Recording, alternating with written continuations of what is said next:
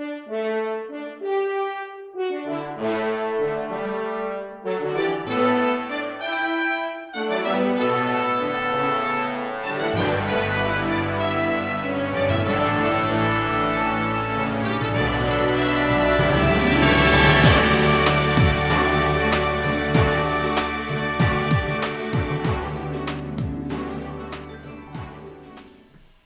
2019, Inti Academy transitioned its art and STEAM programs to Southern New Hampshire University and the YWCA at the Center for New Americans, and its soccer program to the Vallejo Football Club.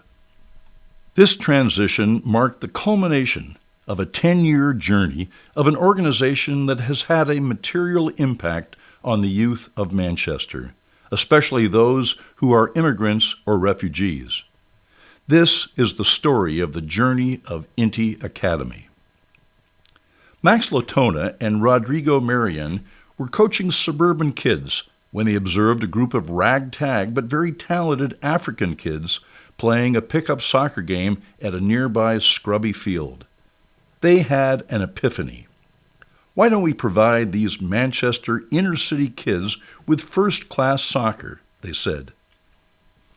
Max was a popular professor at St. Anselm College.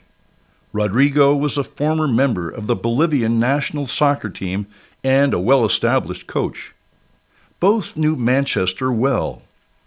They knew that more than a third of Manchester's school-aged children were disadvantaged economically, and many immigrant and refugee children struggled with more issues settling in than simply a new language, thus sometimes putting them at risk for other problems. Max and Rodrigo wanted to make a difference. Thus, Inti Soccer Academy was launched in May 2009, with no money, no equipment, no uniforms, just a vision, and a charismatic head coach in Rodrigo. On July 4th, just a few months later, the union leader ran a major front-page story with great photos and the byline, Inti Soccer Academy, the new nonprofit in Manchester, teaches inner-city youth skills helpful on and off the playing field. By then, Jamie Pendleton, a former NCAA Division I soccer player for the University of Hartford, had joined up as a soccer coach.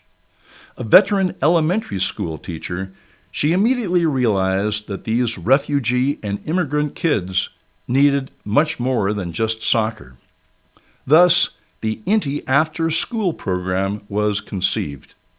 She decided to focus on English language proficiency, reading, writing, and public speaking. Jamie heroically built the after-school program with minimal financial support. She persevered, and the renamed Inti Academy thrived. Jamie is now carrying on with the program that has been transitioned to Southern New Hampshire University and the YWCA. Fred Harwood, a retired high-tech sales executive, magically appeared and volunteered to do the fundraising.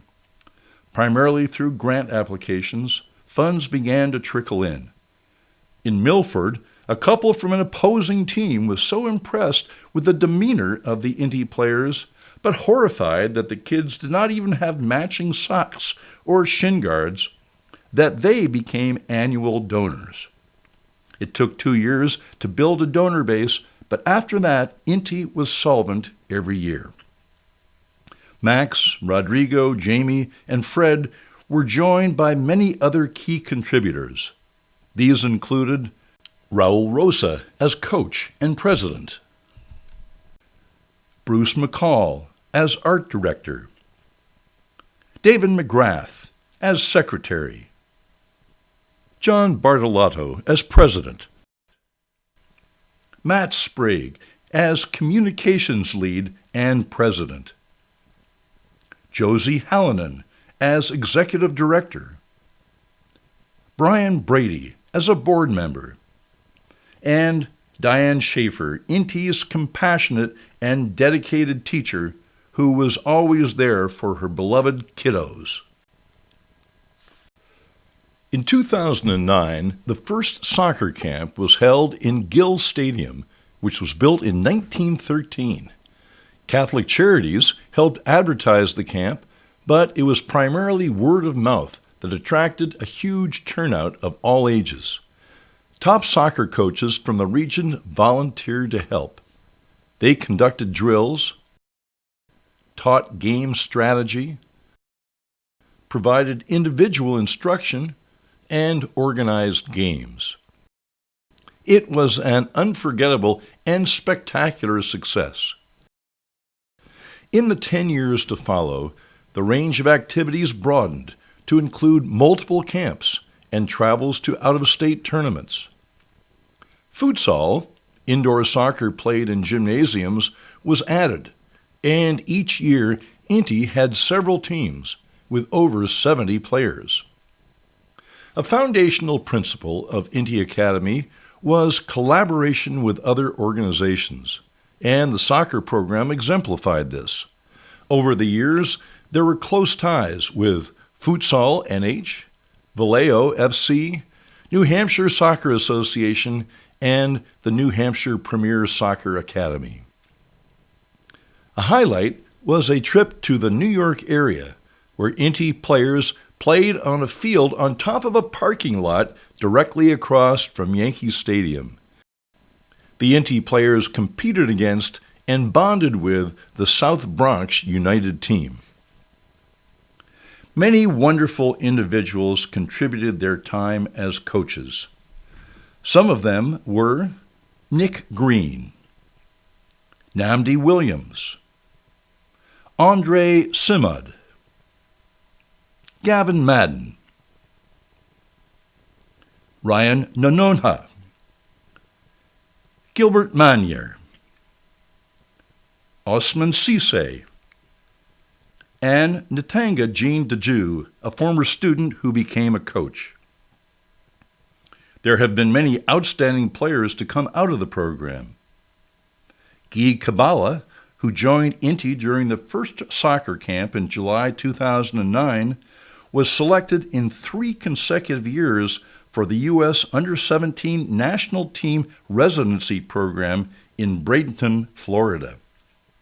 Originally from Congo, Kabbalah was considered to be one of the top 25 players in his age group nationwide. He attended Providence College and then transferred to the University of Vermont, where he was varsity soccer captain. Born in Kenya, Saeed Haji spent his young childhood in a Kenyan refugee camp until the age of 5.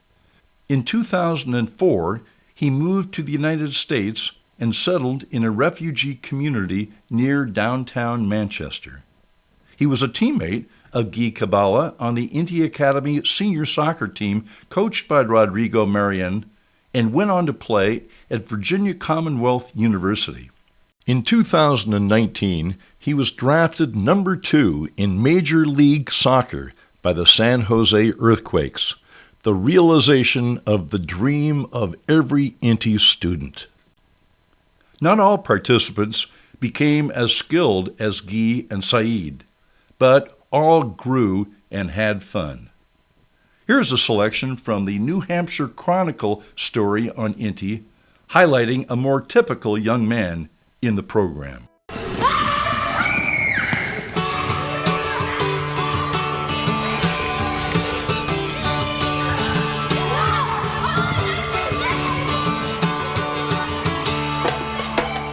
Abdul Ruman Mustafa is from the war-torn country of Syria. He fled to New Hampshire with his parents and 8 siblings. No matter what this 12-year-old boy has seen in his young life, he has a smile that lights up a room. So when you came here, could you speak English? No. Was it hard? Yes. How did Inti help you with that? It's like they have college kids sometimes come in and like they help us and like they tell us everything we don't know. Initially, the after-school program was located in the inner city with rented space at St. Augustine Church. From a modest beginning, the program grew. A particular focus was responding to the biggest need of the inner city children, English language skills. Countless Southern New Hampshire University, St. Anselm, and high school students were regular volunteers. Many helped in the after-school program tutoring, leading activities, and just having fun. The after-school program included many outings. Some examples are a trip to Franconia Falls, which included a frigid dip in the water along with lunch and ice cream. Visiting nearby Lake Massabesic for hiking, nature studies, and artwork. Young people attending a Revolution game in Foxborough. And 40 Inti children spending an afternoon with 20 first-year St. Anselm students in discussion, playing soccer, and snacking at the Sheridan Emmett Park in Manchester. In 2018, Inti began utilizing the new Center for New Americans located on Concord Street. Inti was the first user of this facility, which was a joint project of Southern New Hampshire University and the YWCA. The center included a multi-purpose room, gymnasium, conference room, and study room with access to 30 laptops. The students loved the center and felt it was their own. In 2007, Claude Quizara's family arrived in Manchester from Tanzania as refugees. There were 11 people in his family. In 2009, Claude, then 12, joined Inti and participated in soccer and the after-school academic program.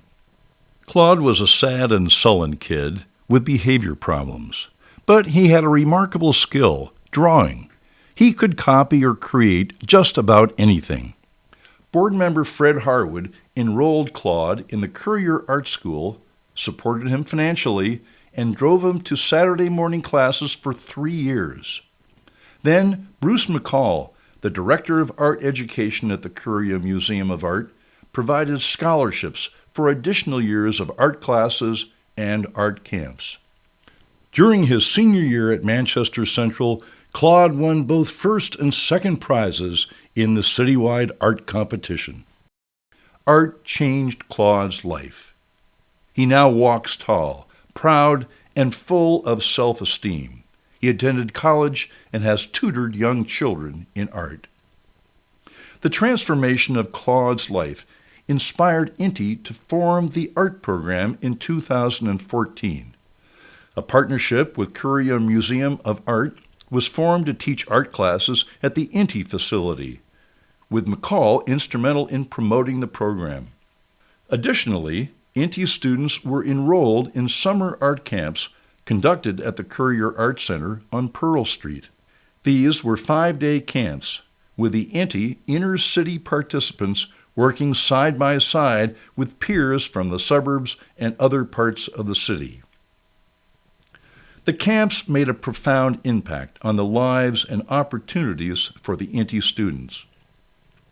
In 2016, the program expanded to 3 art camps, 1 in the spring and 2 in the summer, plus scholarships for the most motivated students to attend 5-week Saturday courses at the Art Center. Bruce McCall summed up his feelings, saying, "I can honestly and enthusiastically say that our programs with Inti are among the highlights of my career as an educator and community arts activist. I'm so very proud." Following on its success with art education, Inti added a program in performing arts in cooperation with the Manchester Community Music School. In 2017, Inti had its first theater production, with 12 students performing. Then the kids kept asking, "When can we do another play?" In 2018, students performed The Leopard's Drum, an Asante tale from West Africa. The budding young thespians acted, sang, drummed, and danced the story of Osibo, the conceited leopard who was outsmarted by a quiet and unassuming tortoise. Jamie Pendleton described the activity this way: "Drama is a wonderful way for our refugee and immigrant children to learn English, practice creativity, and gain confidence." In 2017, Inti introduced its STEAM enrichment program. STEAM standing for the traditional STEM foursome of science, technology, engineering, and mathematics, with an A added for art. The curriculum was tailored to the needs of Manchester's inner-city youth, ages 6 to 14. This may have been the first of its kind nationwide, providing STEAM awareness and education to underprivileged inner-city children. An initial pilot program was conducted in 2016 in cooperation with the Sea Science Centre of Manchester. It was a success, and at the urging of SSC, an expanded program was implemented in 2017, led by SSC's educator, Glenna Liddick. There were 3 sessions, each consisting of activities on site at Inti and 1 field trip to the Sea Science Centre. The center offered a variety of hands-on experiences with topics such as forces, light, sound, electricity, and technology, and it extended its hours for Inti students to conduct specially designed workshops and mini-courses. It was brilliantly successful and became a favorite of the students learning how to do scientific experiments. An example of a class for the participants was the challenge to build a race car powered by a mousetrap. Carl Harris was a volunteer at Inti throughout his high school years. It was Carl's recommendation to add STEAM to the Inti curriculum. The board thought this was too ambitious, but Carl persevered, and he raised the funding required to engage Sea Science Center to produce the pilot program. Carl managed to develop the Inti Sea program while being co-captain of his high school track team, news editor of his high school newspaper, and an outstanding student. As a senior, Carl was named Scholar of the Year in New Hampshire, and the STEAM program was the accomplishment that differentiated him from the other finalists, all top students. He is now a junior at Dartmouth College. While many of the efforts over the years were provided on a voluntary basis, still there were expenses. Fundraising is always a challenge for small nonprofits, and Inti was no exception. Fortunately, Inti was able to form relationships with some of Manchester's largest foundations, notably the Bean Foundation, the Agnes Lindsay Trust, the Cogswell Benevolent Trust, Granite United Way, and the NH Charitable Foundation, plus the iconic Newman's Own Foundation. But it was the board and their family members who came through year after year with extraordinary generosity. They believed in Inti's mission of brightening the lives of Manchester's inner-city youth. The support of all of the Inti sponsors has been sincerely appreciated. Looking back over the last 10 years of Inti, many people have put in long hours with the goal of enriching the lives of Manchester youth.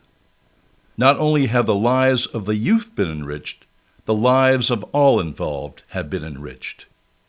The reward to all has been the smiles of the wonderful young people the Inti family has had the opportunity to meet, to serve, and befriend.